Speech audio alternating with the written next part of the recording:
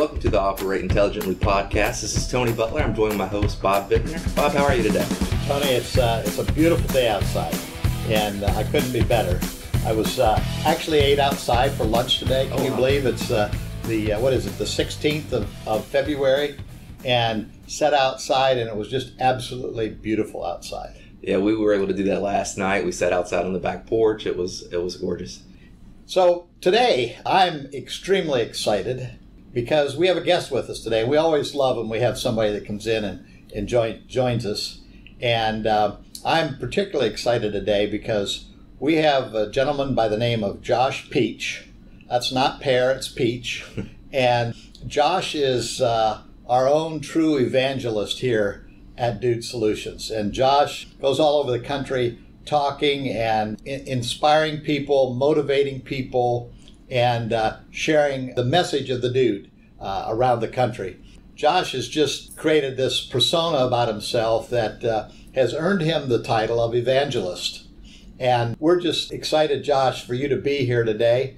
Josh is not always in the office. He's on the road a lot. He lives in Boston.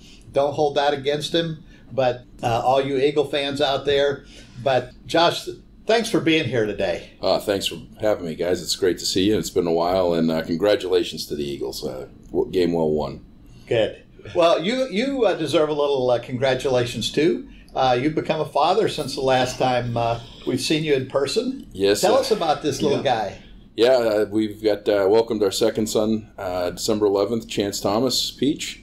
And 9 pounds, 6 ounces, 22 inches, big boy. Yeah.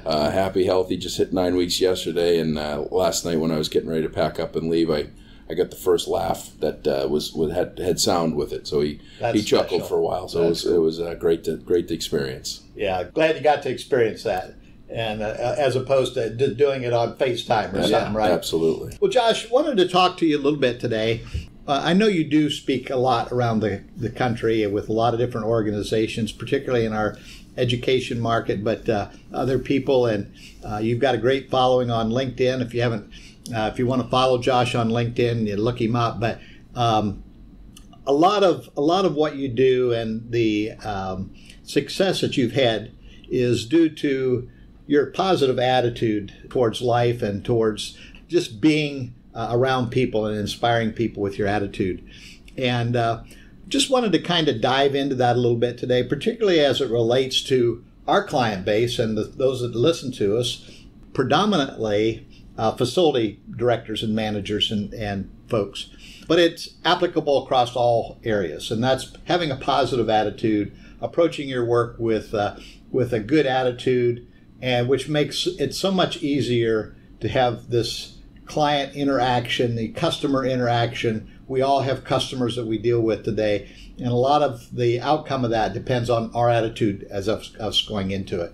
So, Josh, tell us a little bit. Were you just born with this bubbly, outgoing, positive attitude? Is that something that's just natural that happens, or what is it? Yeah, not at all. I think that we all have challenges in our life, and my fiance actually got a shirt a number of years ago, and it was very fitting. It said the difference between a good day and a bad day is your attitude. And there's a lot of things today, sadly, that can cause us to go in a downward spiral of not having a good attitude, and it takes a lot of work, and it also takes a lot of work for it to be natural, and also for you to be able to accept and not sugarcoat or alleviate and try to say, well, that doesn't exist. The bad things don't exist. Bad things do exist. Difficult times do exist. Challenges do exist. And to just to handle them head on, and to look at things in a way that you have a positive outcome, that you keep forward momentum and movement on things, and not necessarily moving on, but moving forward. And it takes work. And no, if people have known me for a long time, have probably known times in my life where I definitely could have been considered a negative attitude person for a good stretch in my life. And I've seen this kind of play out in different folks. It's not a far jump from being very positive to being very negative. An edge that we walk. It's a very fine line. It is absolutely a very fine line, and it can be. It can be the difference of one simple thing that happens. At home we've got 20 some odd animals, dogs, cats, rabbits, guinea hens, chickens, goats, and it isn't 4 minutes into my day I've stepped into something.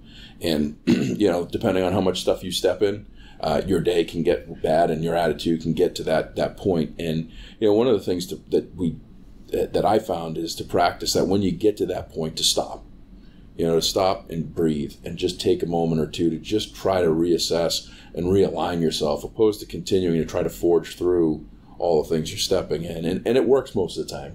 But being in Boston, we got a lot of aggressive drivers, going on a commute to work.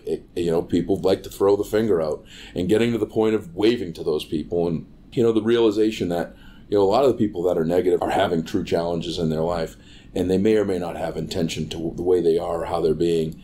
And realize and tell yourself that everybody has a story, and just try to embrace that, and to embrace it with a positive attitude and outlook on things. But it does take some work. Yeah, and I think too, when people embrace it, really our attitude is a choice. We make a choice to either have a negative attitude or a positive attitude, and it's a choice in how we react to those things as well. So to your point, taking a moment, stopping, and realizing that you have a choice in how you're going to respond and react is, I know for me, that's what's helped me stay positive. Yeah, you make a great point, and there's really a line that was told to me a long time ago. I used to be somewhat of a short-tempered person, and someone that I respected had come to me and they said, Josh, you really need to learn how to respond and not react. The greatest challenge is when we have that negative attitude, or when we get put in negative situations or difficult situations, is when we're reactionary, where we're not actually putting the thought through. And it's kind of like having a discussion with someone and they're already talking before you finished. Their mind hasn't given the opportunity to truly process. They already have a thought in mind, and that makes it difficult for everybody. So figuring that response opposed to react is huge for anyone, especially in communication. And sometimes it's just better to walk away and give yourself some time to have the positive, have the right reaction to something, as opposed to most of it doesn't need to be handled right at the moment, like it's somebody's dying on the operating room table, right? Yeah. I mean, everybody's got that grandparent that always said, if you don't have something good to say, don't say anything at all. The biggest thing with social media, anyone's a keyboard person that can type anything they want, and that's great. They have the freedom of speech and they have that capability. And a lot of people will type really negative, hurtful things, and it's hard because it's in your face all the time for you to just walk away from it. But that's something that's age-old practice. If you don't have something good to say, don't say anything at all. And that could be don't type anything at all. That could be don't go anywhere at all. It could be anything to alleviate yourself of potential additional stress in a negative environment, negative situation. And that includes the people that you're around. Josh, you have a tendency to be able to approach people and strike up a conversation with just about anybody, anywhere. I've seen you out in situations where you didn't know anybody, and 15 minutes later you had a best friend. Tell us a little bit about that approach and how you do that, and what goes through your mind when you say, that's the person that I want to create a relationship with. Can I add to that too? I'm curious if you've always been that way, or is that something that you sort of grew into as you've gotten later in your career? Yeah, so I think that the answer to the last question, which is I've always been that way, I would say that I was always that way. And as far as a talkative, I was most talkative in school growing up, nominated or whatever. They had me the picture with a tape over my mouth. Most talkative was what I was for a large part of my life. I would say that I'm more listening, and I'm truly interested in understanding people that we're around. We have incredible clients. We have incredible team members in the office. We're very lucky to have just genuine, great people, and they all have great stories, and I love to listen to them, and I love to learn from them, and I love to occasionally talk to them with my words, and we have a lot of fun. And if I can meet one new person a day that made a positive impact on my life, then that's a good day. Yeah. And I don't think there's many days that I don't get that opportunity. Josh, I really like what you just said there, because I think what it takes it from is I'm having a conversation all about me to the story about you. Mm-hmm. I want to learn about you. And I think that's when you really start to connect with people, and people respond to you, that when you're interested in them.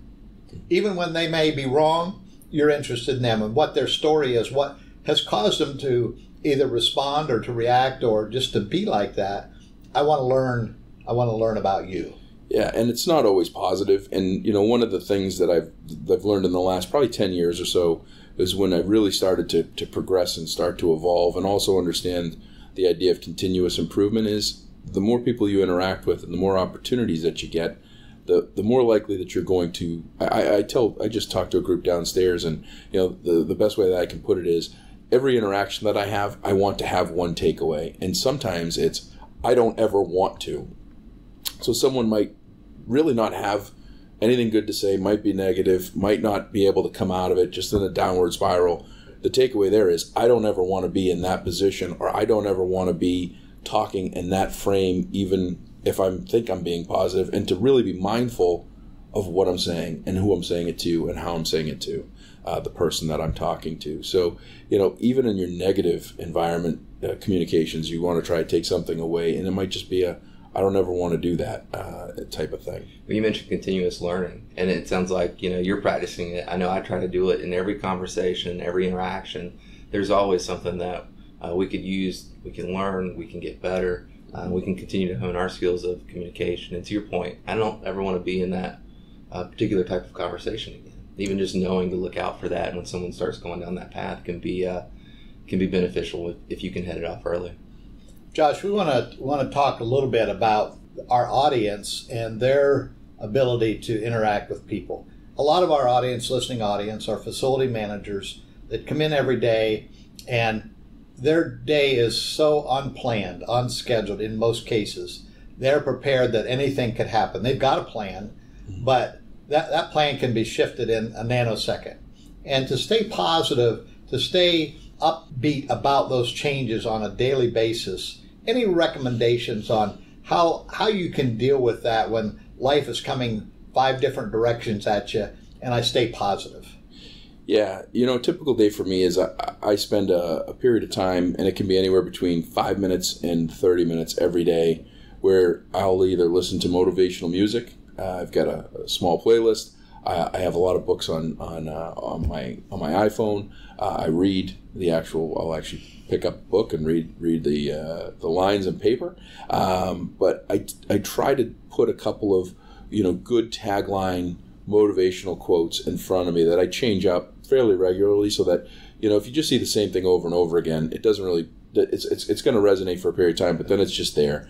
But if you're changing it, and if you're thinking about something to motivate one of the quotes that I have that I'm working on a keynote is and I'm going to get the quote wrong because I'm on the microphone, but it's something along the lines of the worst part of communication is the illusion that the two people thought it happened.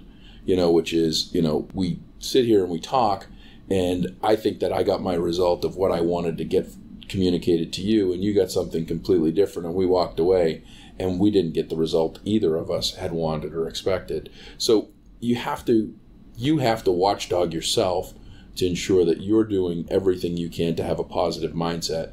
And the last piece of that is that you have to come to the realization, and having two boys, one 10 and one 9 weeks, and all these animals, and thankfully the love of my life is at home, and the foundation, the rock that keeps things going every day.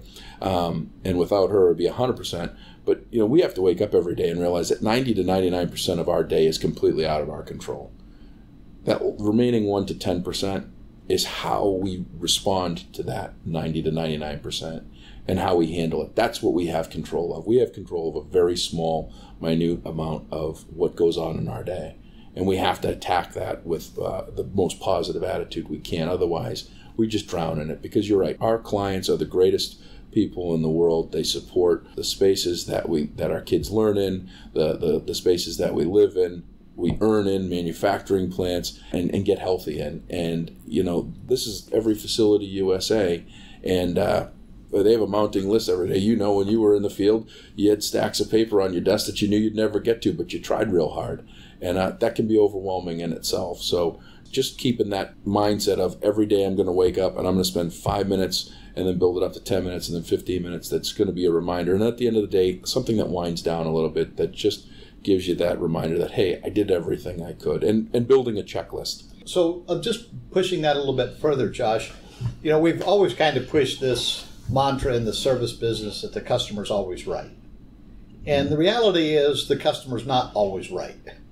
And the idea of how do we respond when the customer is asking for something that is unreasonable, impossible to deliver, and to change that into kind of a positive reaction instead of a negative reaction? Yeah, great question. And the reality is Dude Solutions is a very unique company where we have a great go-to-market team that really qualifies our customer.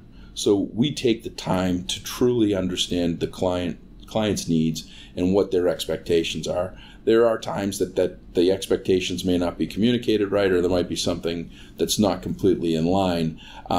Customers aren't always right for probably a number of reasons, and we can all say that we're not always right, but we can raise our hands and scream and shout, be on a canceled flight, lose your luggage, have a hotel reservation canceled, that's your family trip, get upset for things that are outside your control, like an act of God weather and does damage to your house and the insurance company's not calling you back. And you can get irrational really quick when it's emotional. The biggest thing to do is to really always give the clients true understanding of what can be done. Quick example, all I wanted this past weekend, I was in Texas for a conference, my first night of sleep that I was going to get in 9 weeks since Chance was born, that I had this comfortable hotel bed. They gave me a beautiful upgrade, and the lights were all automated, and the heat was all automated, and the alarm clock was all automated. So from 3 o'clock on, it was like poltergeist. Everything was flashing, and alarms were going off, and needless to say, I didn't get any sleep. I was calm, and I worked with the hotel, and the whole time they were saying, well, does this make it right? Does this make it right? I could have seen myself very easily being a bad customer. This was out of their control. This was a technical glitch. This was a problem, but I didn't get my night's sleep that I so look forward to. It could have been very easy for me to be that angry, irate, irrational person that wants to own the hotel because they lost a night of sleep. I think as customers, we need to be understanding of what we want to get out of a problem. When a problem arises, what do we want our result to be? And as a company, we need to be transparent and understanding to the client that says, this is the problem that we are facing, this is the result that we can provide, and it's really the best that we can do, and we're doing everything we can. I think that we get into that slippery slope when people start to get away from the facts, or they start to get nervous because the client gets upset. I think just trying to stay calm and communicate properly fixes a lot of that. I think you mentioned something, managing expectations. If they understand what we're delivering and what's a reasonable request, I often find that customers respond, or clients, or even myself, when I'm in those positions like you, Josh, my response is much better. I'm a lot less emotional, and the folks that I'm dealing with are the same. But on the flip side of that, Josh, sometimes we lose it. We can't keep it all together. Mm-hmm. And it just seems like I've gotten irrational about something. Mm-hmm. How do we own up to our own failure at responding appropriately? Say sorry. We're all human, and mistakes happen. Yeah. And it takes a big person to say sorry and realize it. And that just goes back to the book that this company was built on, which is Good to Great, and looking in the mirror and looking out the window and when to do which one or the other. And, we have to look in the mirror and say, how did we behave? How did we treat that person? And we also have to realize that every person has a story. So while we might be upset with the company, we're working with a person, and that person might be having a bad day on their end, and they're trying to help us. And it might not seem that way, but we need to step back and we need to try to say, you know what, I'm really sorry. I partnered with you guys because of this, and this happened, and everything seems to the wheels seem to have fallen off the wagon. We don't promote ourselves as a company that's 100% right all the time. We promote ourselves as a company that does a wonderful job for our clients as much as we can. And when something goes wrong, we are going to adjust and fix it as quickly as humanly possible. And we're always going to be there for the client. That expectation and understanding is we're not perfect, and we know that, and we're going to fix it. And I think that those two words, I'm sorry, hard to get through our lips a lot of times. Yeah. But I think really addresses and will really break down that barrier when I say to somebody, hey, Josh, I'm sorry for the way I behaved. That really takes a defense out of you, right? Yeah. And that gives us a platform to start to rebuild and trust. So, Josh, who are some of your heroes? Who are some of the people that you look to and watch and follow that kind of epitomizes this attitude of let's be positive. Let's treat our customers right. Let's do the right thing. Yeah. So the godfather, if you will, of evangelism is a gentleman by the name of Guy Kawasaki. He's written a number of books, but he started with Apple, and he was really the key promoter. The one when I was first asked to take this role was I went out to Zappos in Las Vegas, and I got to sit in a workshop with their evangelist, their culture evangelist, John Walsky, who's phenomenal, and really kind of gave me the idea and understanding of kind of what this role was, but anything from Tony Robbins to anybody, I was talking about Eric Thomas, E.T., he's motivational, he's upbeat. The guy could just say, I'm making pancakes, but the way that he says it just gets you amped up and ready to go. But any number of those, I'm reading Ryan Holiday books, Ego is the Enemy and The Obstacle is the Way, which aren't really upbeat, but they're giving you a kind of a new mindset and looking at things and looking at the obstacle is most times the way. Ed's book is great, Solid Handshake, and he's done a lot in the last 100 or so days that he's been here to really motivate me. And then ultimately our founder, Kent's just been the utmost of motivation and support and encouragement to help me grow, that I'm just very blessed to have been able to work with him all these years to get to where we are today. But you don't have to have the title evangelist on your business card to be positive, to have a positive impact, and to really promote what you're doing, what your department does. I think from our facility managers, they go out there and they're positive about what the message is. They're excited about it. They promote it. And when you come at it from that perspective and with a positive attitude, then my title might be director of facility, but I'm an evangelist about it. I want people to know that this job's important, that we believe in what we're doing. Yeah, you impact their perception, and it's infectious. Your attitude, your positive attitude is infectious to those around you.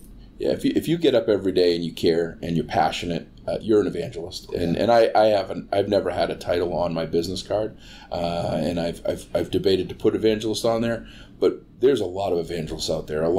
So many of our clients send emails of things that they're doing and how they're showcasing and improving the culture and the environment that they work in, and the perception that their clients and that their employees have, and how it's changed. They're evangelists. It's hard because you think about the religious side of it, but really an evangelist is anyone that is speaking enthusiastically about things that they're passionate about.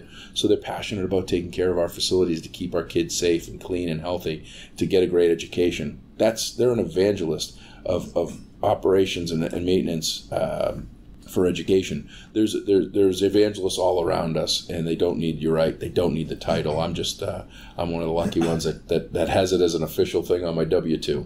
Well, Josh, thanks so much for being here today. And I know a lot of our folks follow you. Josh is available for speaking engagements and bringing a positive attitude towards your organizations. And we'd certainly make him available and put you in touch with him. Get a hold of us, and we'll be glad to do that. But Josh, thanks again for being here. Thank you. This has been great, guys. Keep up the great work. I love listening to you. So this has been fantastic. Thanks, Josh.